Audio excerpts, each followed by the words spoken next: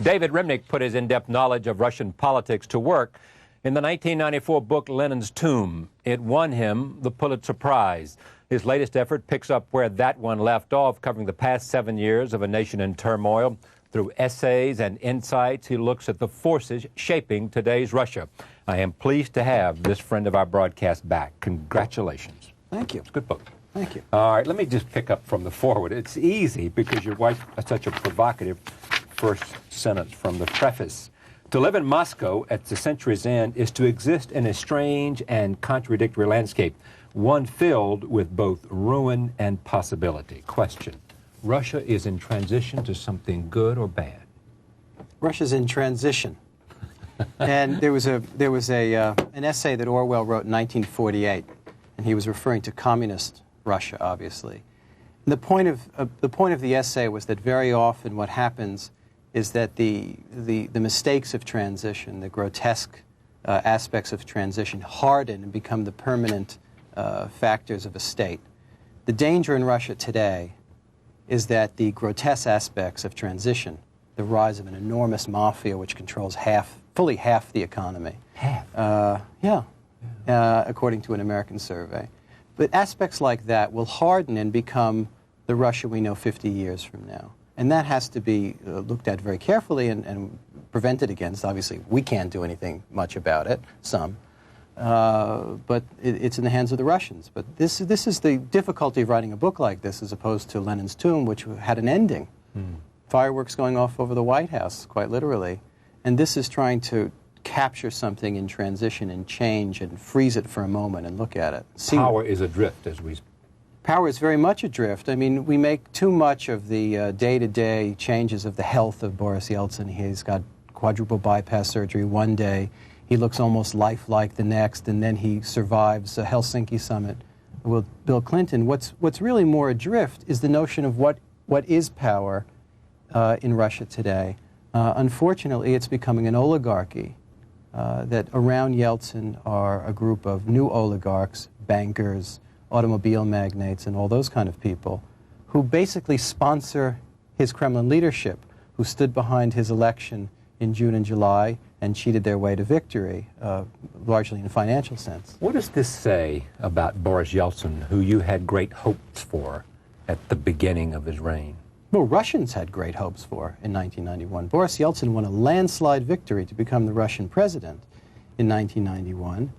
And it had seemed in 1991 that he was a kind of yang to Mikhail Gorbachev's yin, so to say, that even though they seemed to be in direct opposition to one another, on a personal level and on a political level, then in a way they were a historical continuum, that Gorbachev could initiate certain reforms to bring the Soviet Union into the world, to open it up, but couldn't travel the political path fully into what we saw in 1991, and he couldn't let go of where he came from. He had a great. He couldn't let go of the Communist Party for one thing, whether he wanted to or not. Right. And certainly Yeltsin shrewdly, whether it was in terms of self-interest or in terms of ideals or a little bit of both, could let go of the Communist Party and make a politics of that. But he's disintegrated. I mean, it's not just a physical disintegration since 1991. He's responsible for 80,000 people dying in Chechnya. Well, you suggest that we are watching not only his physical decline, but his moral decline. I think so. I think so. And I think Chechnya is the worst blot on his record. No better, no worse than LBJ in Vietnam. And did it come because, why? I mean, what happened? Well, there are critics who say that there is a continuum that begins in Boris Yeltsin's career about the way he makes decisions, this kind of abrupt authoritarian way of making decisions. And whether it has its roots in 1993, which is a far more complicated political decision, which ended up with firing on the parliament, or does it have its roots in the growing nationalism in the country and hatred, by the way, of Chechens, which made it easy to make this horrendous blunder, is hard to say. But one of the things that is very striking about the Chechen War is that ethnic Russians dislike Chechens more than they dislike Jews or Azerbaijanis or some of their other least favorite ethnic groups. And when it became clear that Chechnya was campaigning for independence and at the same time was the center of a lot of criminal activity, Yeltsin prosecuted this war very quickly and brutally, and there was very little protest on the streets of Moscow. What's interesting to me, too, is how you do these books. You, as some reviewer even said, it's like David goes out and takes us with him and introduces the people, almost suggesting to us that the parts make up the whole. If you meet and examine the players, in the end you will see the complete picture. You also, one more part, you... What? No, go. You also believe, as Solzhenitsyn believes, that it is people that determine history and personality, not event. I think they both do. Look, the great problem of War and Peace for Tolstoy, the great writer under whose wings we are all mice, Tolstoy struggled with this problem. Yeah, I mean, Tolstoy wrote a novel, War and Peace, in which the first 850 pages tell you, in more ways than is possible to know, that individuals can influence, and happenstance can influence the course of history enormously. And in his case, it's Napoleon and all the various political actors. Then the last 250 pages is taken up with Tolstoy writing an essay telling us that trends and forces and really are the guiding principles of history. It's that tension that caused Isaiah Berlin to write the essay about Tolstoy called The Hedgehog and the Fox. Right. I think that had Mikhail Gorbachev not come along, or Yeltsin, or Solzhenitsyn, or Sakharov, that Russian history would be enormously different, or Peter the Great, or whomever. I don't think that it's just, as the Marxists think, just forces and grassroots. But here is the argument also. Sure. Is that if it hadn't been Mikhail Gorbachev, it would have been someone else. Yeah, but not necessarily in 1985. It might have been in 2020. After the economy further declined and declined and declined. This is the credit you have to give Gorbachev. That Gorbachev would probably still be in office today, and 10 years from now, had he decided to go along with a kind of status quo, or even if he had gone as far as his great mentor Yuri Andropov did in reform, which is a kind of disciplined, communist-based reform. Could he have done what the Chinese have done? That's the great question that former Communist Party officials torture themselves over. Gennady Yanayev, who was one of the coup leaders in 1991, told me after the coup, he said, you know, we should have put statues up to Deng Xiaoping because he would have shown us the real way. Of course, his impulse is self-interest and he flagellates himself every day. But no, I think Russia is created by Russian history and Russian people, and the Chinese, an agrarian country, is far different. It's a completely different landscape. You do believe, though, and you say this in the end, when you look at the future, Russia will be a superpower again, and a greater superpower than China, because of its... Not quite. Not quite. I think it'll be a great power. You don't think it'll be another superpower? Look, Russia's... I don't know what a superpower means anymore, except that we define ourselves that way, in that we behave as an imperial power in a way that... Maybe you were quoting somebody else when I read that. No, but the guy from The Economist. I do believe that Russia will be a power again, and it is in its moment of greatest weakness, which makes it perhaps even more dangerous than if it were a power again. And I believe that the Chinese euphoria that's going on now is somewhat overrated, and it influences U.S. policy. You know, I'm one who, for example, believes that we're making a big mistake pushing Russia around so quickly and so definitively on NATO. I don't quite understand this, why we're putting all our resources into expanding NATO at a time when Russia is in no mood for and in no circumstance for invading Eastern Europe. And the downside is that... And at the same time in China, we're behaving in a cowering way. It is a very strange bit of foreign policy at a time where the United States needs to be rethinking its place in the world, in a new world, that we're behaving this way toward Russia. Well, it's probably based on some erroneous assumption, isn't it? That China will be this huge power and economic power because of its population, because of the market it is, because of its potential. Yeah. I think a lot of influence on the NATO question is due to Brzezinski and not least to Henry Kissinger, who's still an influential fellow and who also does a hell of a lot of business in China. And as a result, comes off in his pronouncements as someone who is a seems to adore China at the price of Russia. But are you suggesting that Kissinger does this because of his business I'm interests? suggesting it influences it, yes. Yeah, because of his business interests there, his writings suggest more of a let's do business with China and get tough with the Russians. I am suggesting that, yeah. What's the evidence, though? The evidence, I mean, is the evidence his writings, or which you're then reading into his motivation? I'm reading into it his motivation. I'm not a Kissinger fan, wasn't in the 70s, and not now. But I also think intellectually his argument for NATO expansion is specious, just as I do the way we But are meant to Holbrooke has behave. the same idea. I think he's wrong. And he doesn't have business interest in China. I think he's wrong. You know, I think that... I think everybody I know, except, what's his name, Mandelbaum, now, are yeah. arguing for NATO expansion. No, Almost. that's not the case at all, by the way. I mean, there's a lot of... Most of the foreign policy people I know are saying, you know, the Russians are going to accept it, and they know that, and just get going, because the downside is only having to do... I didn't come in here to have a debate about NATO, but that's where we are. But it's important. It's probably the most important issue that we have with Russia. Right. And we're pressing this issue and pressing this issue, and because basically we know that Russia is weak. It's to playing what poker downside, with then? I think you have no idea of the degree of resentment this causes in Russian elites. It's not a street issue. Exactly. Absolutely not a street issue. It is not a street issue. So Russian elites view this as the United States, the superpower, super bully, pushing them when they're down, and it's resentful. Look, and there's more anti-Americanism now than there's ever been, as Zyganov told you and me, than there's ever been during the height of the Cold War.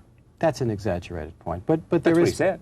Well, I think Zyganov is not. I think Zyganov is exaggerating for an American audience, but it's true that there's a lot of anti-American feeling out there, and I think on this case, we're not blameless. And how much are you motivated by the fact that you are a Russophile, and that I'm you are in not. love with you're in love with I'm Russian not. literature, you're in love with the country, you're romanticized by the country. Hey, look, in Lenin's tomb and in Resurrection, I continue to celebrate the fact that the Soviet Union collapsed and Russia is going through this... well, but to celebrate the collapse of the Soviet Union is not to still be romanticized by Solzhenitsyn. I don't think it's wrong. By Solzhenitsyn and be romanticized by Tolstoy and to be romanticized by the great Russian... I mean, you, rightly so, spent a good deal of this book, a chapter, talking about Russian writers, worrying that Russian writers may not be as good in the future as they have been in the past because there's no authority to rail against and to write poems about. No, the point is this. I misread you again.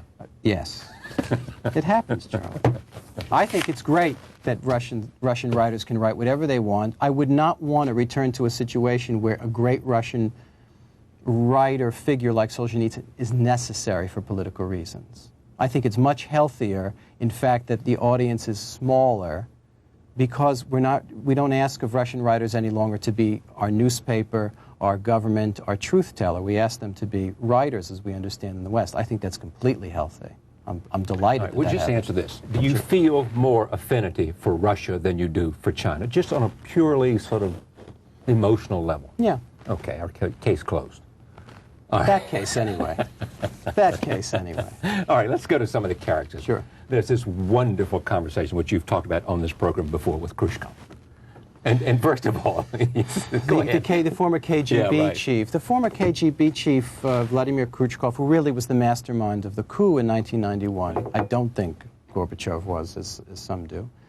Conspiracy is everywhere. I wanted to see him. Of course I wanted to see him. And when I was covering the last election, the 1996 election, I made inquiries. And the only reason he wanted to see me is because he had written a memoir and he wanted to publish it in the United States. Put you to flag his book. I mean, he's like the fifth former Soviet official. He's asked me if I know a good literary agent. I mean, it's really very disheartening at the same time. And I went into his apartment, and it looked more like a safe house than an apartment. There was about 8 books, and one of them was Yeltsin's autobiography, and there were thousands of bookmarks, angry-looking bookmarks coming out of Yeltsin's autobiography. He'd obviously found many mistakes and things he wanted to attack him for. But he was a very sort of sad little figure there in his apartment because he was just railing against things he had no control over. And you asked him about Alger Hiss, and he didn't know who he was. He had no idea who he was, and I believe him. I really believed him. His kind of secretary, his assistant, had to remind him who Alger Hiss was. It's kind of strange. But where do you stand on Hiss, though? You're convinced that... I'm not convinced, but most of the evidence seems to indicate that he had dealings with the Soviet Union, yes. Yeah. He may not have given to them what the prosecutors argued in order to get a death penalty, but he at least gave them something. You know, it's... you know, I think Mr. Rosenberg also Rosenberg was complicit with the Soviet Union as well. I was thinking about Rosenberg. No, but with Hiss, obviously, there's a little bit more mystery than the Rosenberg. No, so far as I know, no KGB handler, as in the Rosenberg case, has come forward and explained his activities with Hiss. But the evidence, beginning with Alan Weinstein's book Perjury, is pretty convincing. Yeah. Yeah. Let me talk a little bit about the extent of the corruption. Chernomyrdin is corrupt? I'll give you the facts as I know them, and then you decide. Viktor Chernomyrdin, the Prime Minister of Russia, is said to, which is always a slippery journalistic phrase, but is said to have a 1% interest in, by far, the biggest corporation in Russia, Gazprom, which gets all kinds of favors, has 665,000 employees. Its own social security system, fleet of airplanes. It's an enormous company. And if he has even anything close to 1%, he's one of the richest people in the country. Anatoly Chubais. Anatoly Chubais is... Chief of Staff for Yeltsin. Chief of Staff for Yeltsin, now Deputy Prime Minister. And he was in charge of privatization and accused by various newspapers and other press outlets, Western and Russian, of doing all kinds of favors for buddies in and outside of government and for misappropriating properties and all the rest. But if you want to get a sense of how corrupt modern Russia is, it pays to know that 80% of the capital of the entire country is in Moscow. There are hundreds of criminal gangs in Moscow. If you go to a provincial city in Yakutsk or just the many cities that are around the former Soviet Union and Russia, very often you'll run into literally a Mr. Big, and wealth will be all in the hands of Mr. Big, whether it's a guy named the Poodle, I kid you not, in Khabarovsk, the Poodle, or in a city like Vladivostok, which is a port town. It's all in the hands of the mob, which is closely tied to government. That is the way provincial cities work. Moscow is much more complicated, and these oligarchs sort of are crossover figures. It is extremely corrupt. But by the way, from all I understand, so is China, so is Hungary, so is Poland. Is corrupt? I don't have any, smoking. Is it said to be? Gun. Is he said to be? Yes. And so the whole Yeltsin regime said to be corrupt. I think to some extent, the tape, absolutely. You know, yeah, I mean, look, selling out there to are the bankers, people with the money, giving them license for a fee. There are bankers who will tell you, big bankers, I mean, really big figures, that if you go into a minister's office or a deputy minister's office, the price list for bribes is practically on the wall. Yeah. And that's the way it works. Here's the interesting thing, is that I just love sort of Mother Russia, the idea, the art, the novel, the culture, and haven't had any experience that you have had. It is said that there is a threat to the paintings crumbling because not enough heat and protection, right? Yes? Well, the culture is in high culture is in a serious state, and especially in 92, 93, 94, opera companies, the Bolshoi, the Kirov, and all these places struggle tremendously. So are schools, so are factories. Look, as we began, Russia's going through a horrific series of transition. I don't want it to be forgotten in this conversation, however, that Russia did the big hard thing. It made its political breakthrough in 1991 that is an enormous historical achievement, and for the most part one to be applauded, and is filled with difficulty. Is Italy? It's a miracle that it survived at all. Yeah. Is Italy without corruption to this day? Do we consider it a normal country? Italy, if you read the Italian papers, there's not a single minister in Italy that isn't touched by corruption. Is it a normal state? Is the mafia a huge presence? Has it been throughout the 20th century? Yes. We as Americans are extremely quick to, well, there's this enormous mafia in Russia, and dismiss it as if we could go back to a status quo ante of 1975 and be happy. I wouldn't. I don't think most Russians would either.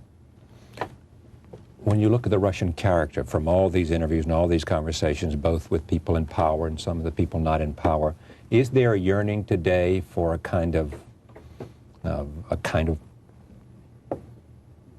power figure, kind of dictator, a kind of absolutist to come in and take charge again and restore them to their former glory? It's always a danger in Russia.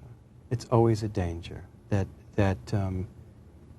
democracy, the concept of democracy, just as the concept of capitalism, will be so corrupted so quickly that you can literally come in and campaign against democracy and capitalism.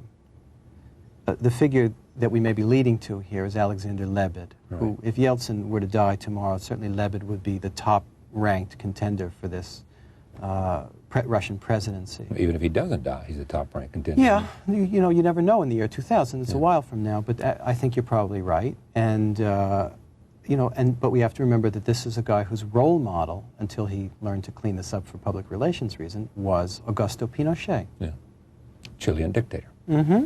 And now he talks about de Gaulle being... Pinochet did great things for the Chilean economy. The quote from Lebed, as I remember, is that, well, they got rid of 3,000 people. Yeah, I know that. But they improved the economy, right, and they handed it over to Democrats. Only 3,000, I think he said. Yeah. Yeah, but imagine that on a Russian scale. Yeah. Look, I don't think Lebed is a murderer, but I do think he's extremely... Now here's what's interesting. Yeah. Lebed comes to America in the last 6 months, maybe in the last couple months, courting America. Yes, absolutely. Goes to the Council on Foreign Relations, goes to Washington. Anybody can go to the Council on Foreign Relations. I know, but... Which is, I think, a good thing about it. Of course. Yeah. But he courts the American establishment. He's basically over here saying... this is one of the lovely things about the new Russian politics. Gennady Zyuganov, Communist Party, comes to the Council on Foreign Relations. Alexander Lebed, his model is Pinochet, comes to the Council. Right. I know, it's great. And the public opinion, politics is actually a part of Russian life. I don't want to let this idea go. What's going to lead Russia to the future? What's going to help Russia overcome some of the historic factors working against it being all that it can be? Rule of law. Rule of law. And the understanding... A respect for the rule. Yeah, and understanding that rule of law is not some Western notion glommed onto Russian culture in some unnatural way. That there are Russian demagogues who will say that all these Western notions of democracy and rule of law and so on, well, that's for them. We believe in something quite different. And I think Russia is going to get over that, and have, by the way. The polls on support for the notion of democracy and on democratic elections are more encouraging with time, not less encouraging. Is it best for Russia that Yeltsin leave the scene one way or the other? Now? Yeah. Or does he serve some role now? He's there. I'll tell you, look, he is the president. These questions are... He's the president. I would say that the most encouraging thing he's done, besides show himself to be alive in the last year, is to appoint a guy named Boris Nemtsov as deputy prime minister. Nemtsov is a 37-year-old, very well-regarded reformer from Nizhny Novgorod. He sounds like nobody to us now, but a lot of the democratically minded people in Russia consider him and, say, Grigory Yavlinsky, but even more Nemtsov, as the great comer in politics. Now, the Yavlinsky has a lot of enemies because of his character is a little tricky and too cute by half, I would say. Maybe in a political sense, right, yes. But Nemtsov is somebody who comes from the provinces. The trick for him, will his reputation survive his time with Yeltsin? Will he sully his hands being with Yeltsin in this period of obvious decline? But what about the other Boris who's there too? Berezovsky. Yes, Berezovsky. Boris Berezovsky. One of the richest men there. Yeah, and a very inside the Kremlin character. He's one of these oligarchs I was referring to. A guy who made his fortune in car dealerships and... now has banks and media and everything. And a 51% stake in state television, basically a controlling interest in state television. And now he's Deputy Minister of Security. And his only acquaintance with security, so far as I know it, is the bodyguards that have lugged around with him for the last several years because of assassination. Is he organized crime or not? You know, I believe in libel laws, and I believe in having smoking guns when you call someone a crook. Yeah. But it's quite obvious that these oligarchs do business in a way that might get you arrested in another state, yeah. Tell me about you now. What is it you enjoy the most? I mean... Well, look, I have written 2 books now about Russia. I am not a Russian scholar in the traditional sense. Well, you spent 4 years there? I spent 4 years there. I've read a lot about it. I'm a journalist. I'm a reporter, and I'm a storyteller. And the trick of nonfiction, in the way I approach it, and others do, is to borrow from fiction in its structural techniques and building a character. But you have this burden of being true in its small facts and true to the trends of what's going on. You know, I'm starting a book now about the Muhammad Ali-Sonny Liston fights of 1964-65, which are about... Because to me, first of all, they're great narrative events. And a terrific... Lewiston, Maine. Oh, Lewiston, Maine, Miami Beach. Yes. But it also involves race. It involves the changing figure of black men, from Floyd Patterson to Sonny Liston to Muhammad Ali. It involves the mob around Sonny Liston. It involves the Muslims and civil rights. So to me, it's a terrifically interesting story. Yeah. I went out to, just a small personal note, I went out to Las Vegas at the time that Mike Tyson was preparing for the Buster Douglas fight, not preparing very well. Yeah, he was eating lunch, I think, the whole time. It was working out. And I was just, I mean, I was in awe how fast his hands were and how powerful he was and all this. And we're at this gym. And the guy who worked the gym, owned the gym, and I sitting over talking while Tyson's working out. And I'm saying, tell me about Liston.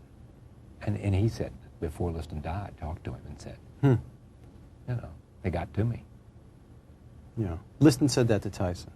No, said that to this old guy who I was talking to, who'd known the fight scene out there. That's the trouble with the fight scene. There are a lot of old guys around with lots of stories to tell. The trouble with Mike Tyson, it right up, the trouble with Mike Tyson is this guy was not a Tyson guy. He just was his gym.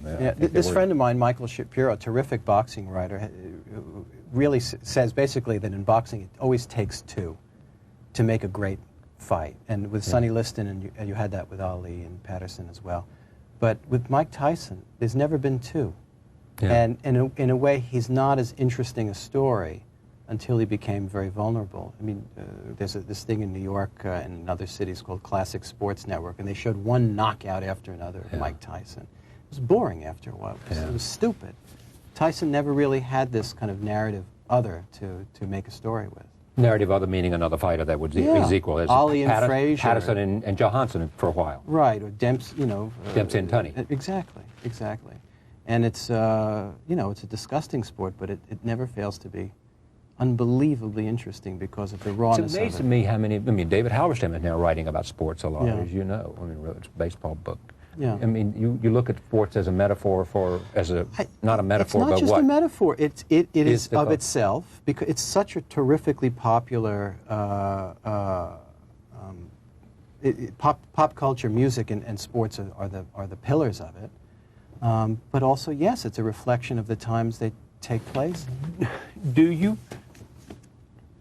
Are you just writing where your curiosity takes you? And what? I think is that why you have the job you do at the New York? I mean, one day you're profiling Howard Stern. Yeah, to my everlasting shame, I suppose. and the next time you're profiling or writing about Ralph Ellison. Or Isaac Babel. Or Isaac Babel in the New York Review of Books. Yeah, I guess my strength and my greatest weakness as a writer is that, you know, I'm the wandering Jew in terms of subject is concerned. And maybe that's Odyssey to what? It's a very good question. Look, I was a newspaper guy. Good question here. Yeah, I mean, no, I was a newspaper guy, and somebody sent me to Moscow. Yeah. And I had interest in it, but you know, the passion about it accumulated once there.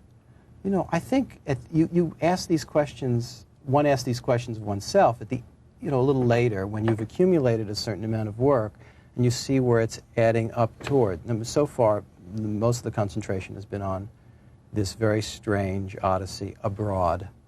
And the idea to do this sports book is to thrust myself into what I think is maybe the central question in the United States, always, always, always, Race. and that's race. This book is Resurrection, A New Russia, David Remnick. There's no better guest than David Remnick, and most of the people I know believe that he's the best at what he does. It's always a pleasure. Thanks a lot for having me.